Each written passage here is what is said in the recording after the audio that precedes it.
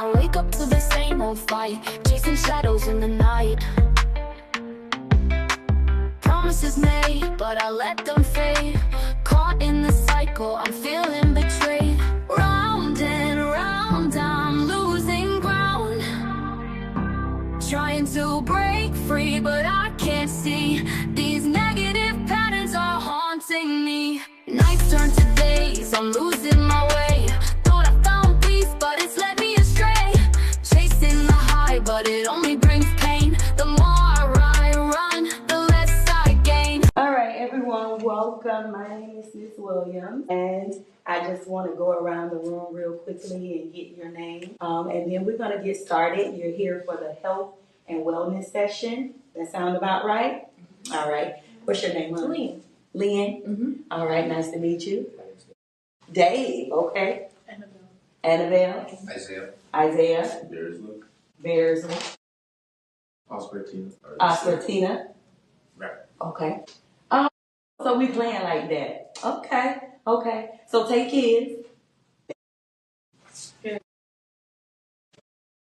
Gird it. I said it right? All right, gird up. Nice meeting you all. All right, so in front of you, we have a little bit on the board, as I said, health and wellness. So this topic is called addictive patterns. Now, aside from hearing about addictive patterns is also a company, it's a brand, all right? So I know you all like your cell phones and you do your searches and stuff like that. So when you put addictive patterns in, it's going to automatically come up. And like I said, it is a book, and that's why I have this up here, Addictive Patterns. But it's also things that we deal with on a day-to-day basis. Now, the essential question, do you have an addictive pattern?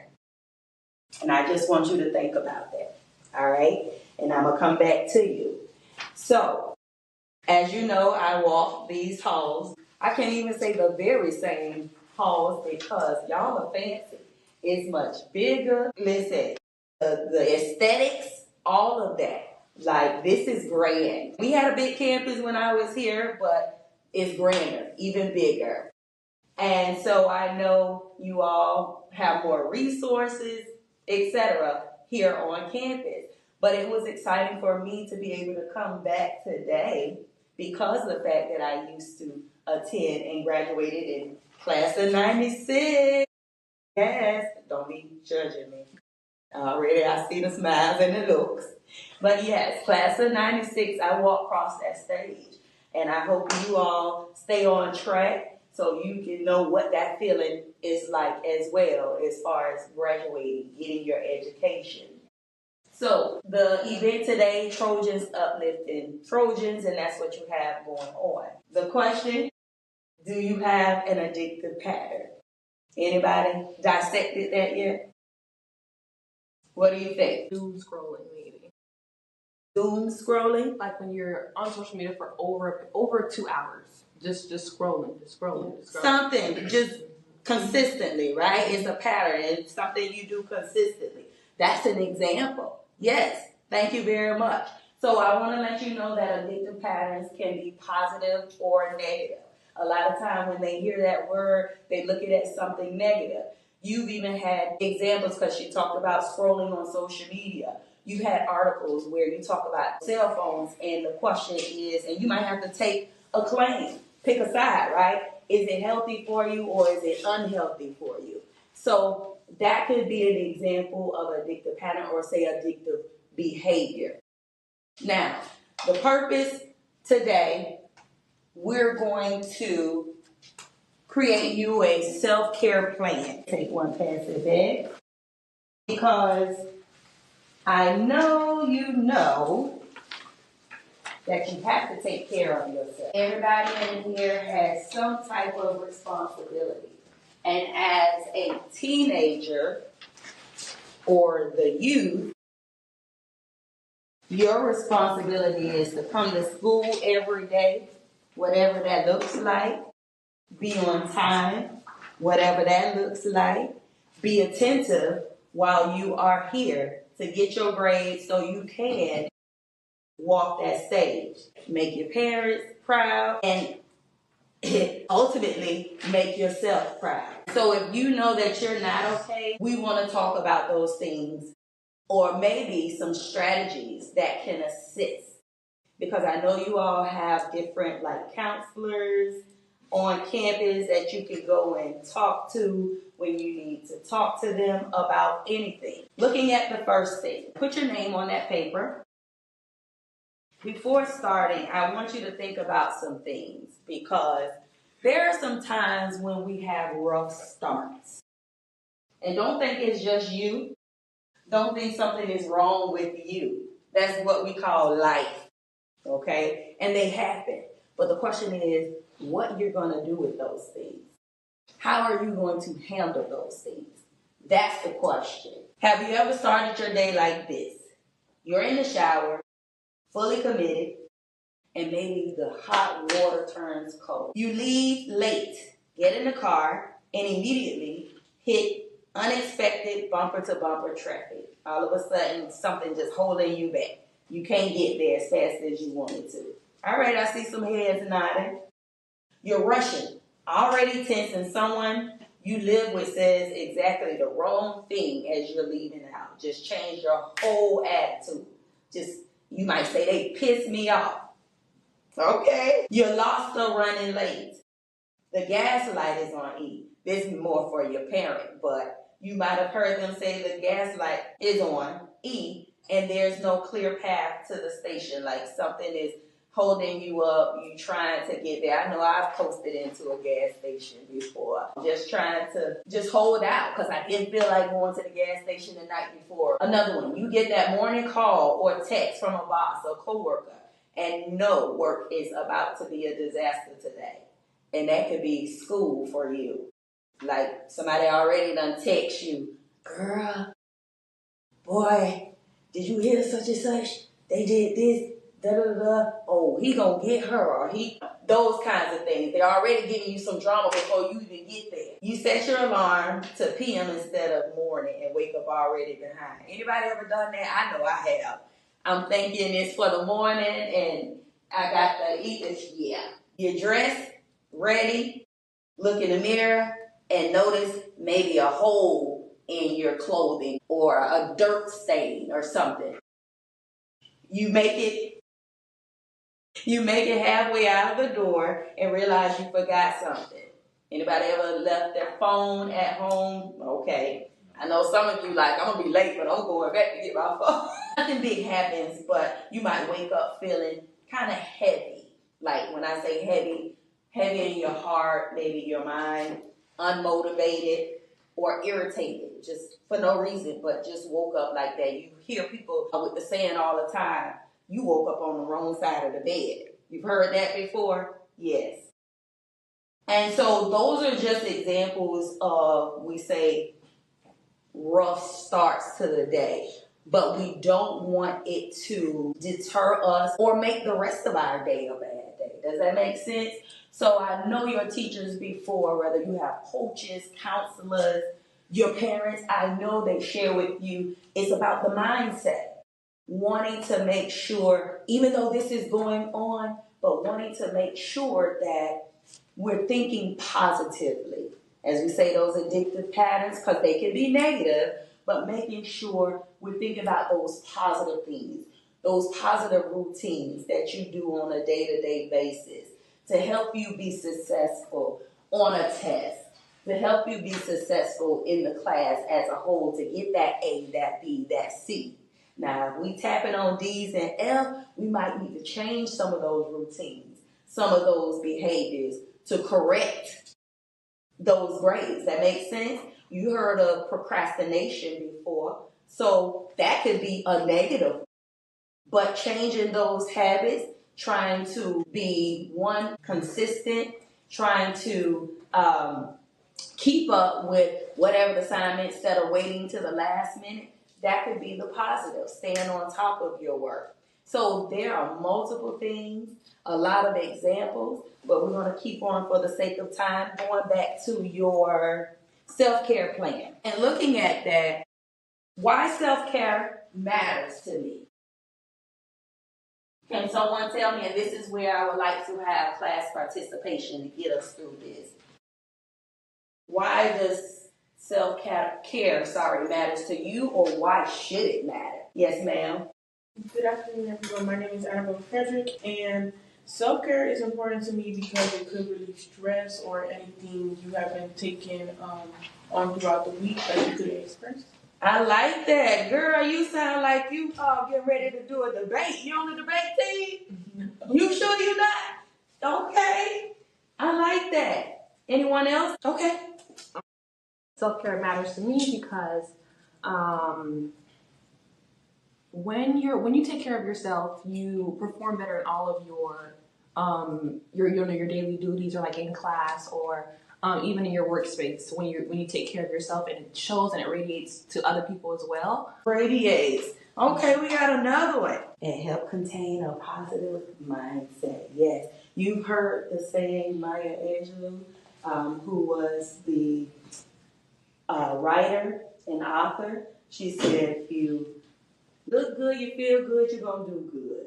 All right? So, some early warning signs, and I'm just going to read through these and we're going to keep going. If you're not taking care of yourself, you might feel overwhelmed. Now, some of these things could happen, but if they're constantly happening, then you might need to take a look at some things, what you have going on, and see how can we reconstruct to help and make this more of a positive, as you all just gave feedback on.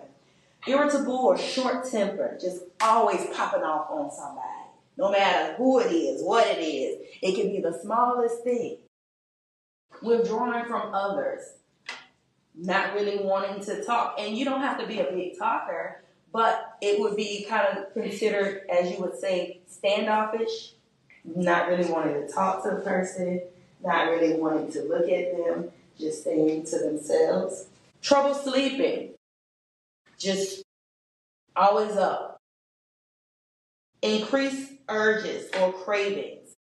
Negative self-talk. And I'm sure you all have possibly encountered a person that's just always negative. No matter what it is, they have a negative spin on it. And it's like, girl or boy, can you say something else or think something else? And skipping responsibilities, not very. For you. Always trying to get out of it. All right, so those are some warning signs. 3, daily self-care. What could you do? Yes. Maybe meditate. Meditate. I like that. Yes, meditate. Yes. Hygiene. Ooh, that's a big one. Let me tell you. Someone may look at this as something minute. Hygiene is major because I have other businesses to where they deal with the elderly, and they may not keep up with their hygiene. They don't want to bathe every day. They go weeks and weeks, and we constantly have to encourage them and say, hey, it's time to take a bath. Hey, when the last time? And you would think like at a certain age, right, you shouldn't have to be told, but that's an actual thing. So I just wanted to elaborate on that because that's good.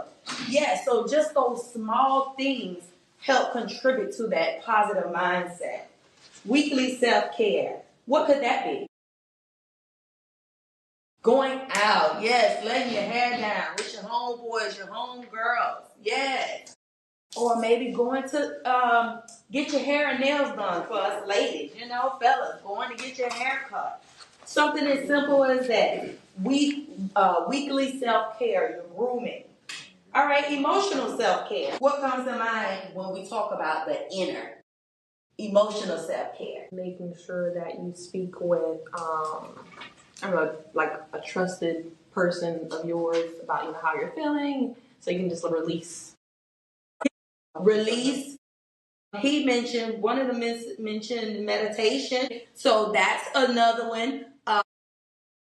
You know, yes, it's good to get positive and praise from your teachers, right? But at the end of the day, you are the one that should be encouraging yourself, talking to yourself. I know back in the day, it used to be a thing like, she talking to herself. Well, maybe you don't have to use them lips and move them lips, but up here, you should be talking to yourself. I can do it. Yes, I can do it. He or she, they're not any better than me. If they can do it, I can do it. Let's look at physical self-care. Quickly, in the back, physical. What would you say that could be helpful? Going to the spa. Okay, that's that relaxation. What about exercising? Right? If that's just walking around the neighborhood, you don't actually have to go to the gym on a regular basis, but walking, jump roping, actually participating in gym class. Some of y'all did that online. But they still give you tangible things that, and someone kind of hit that when they were. Anyone else want to add? That could be an aspect of it, yes.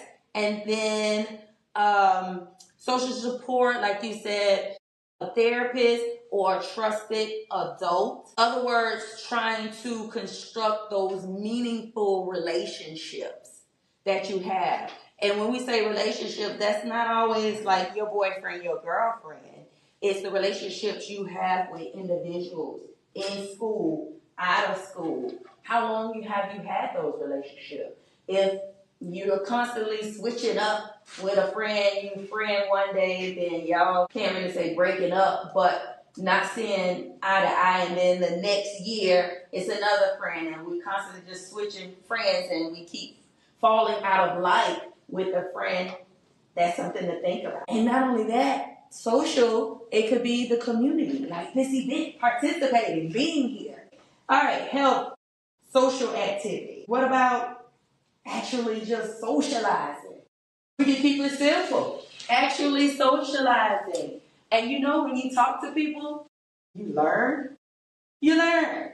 Your teachers ever put you all in the small groups, like peer tutoring or peer teaching? That's the actual thing. Coping skills for stress or urges. What about breathing in and breathing out? That's an exercise. Anyone ever told you, calm down, relax? Yeah. So inhaling and exhaling. What about obstacles to self-care? What could get in the way to prevent you from doing these things? Negative thought, work or schoolwork, or I'm going to say excuses. And I say that because they're making things so much more convenient than when we were growing up, right? And we know you have to study and do your work, and you might have some extracurricular activities. Some of you might work, but some things you might be able to actually do while you are at school or at home.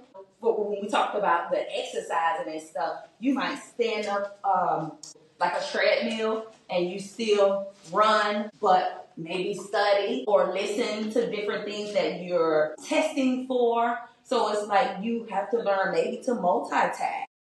So that's just an example, because excuses do get in the way. It's just not enough time, right? But sometimes you have to make time. Y'all make time to pick up them telephones, don't you? Send them text messages, get on that social media, that TikTok, right? And then one way I can work around these obstacles, I basically just shared that. When we talk about a body in motion stays in motion, or you could say, and I heard the elderly, because we were talking about that earlier, things that you should be doing as the youth to help you later on when you get older. All right then, we are out of time. So basically, just love yourself, okay? Love yourself, take care.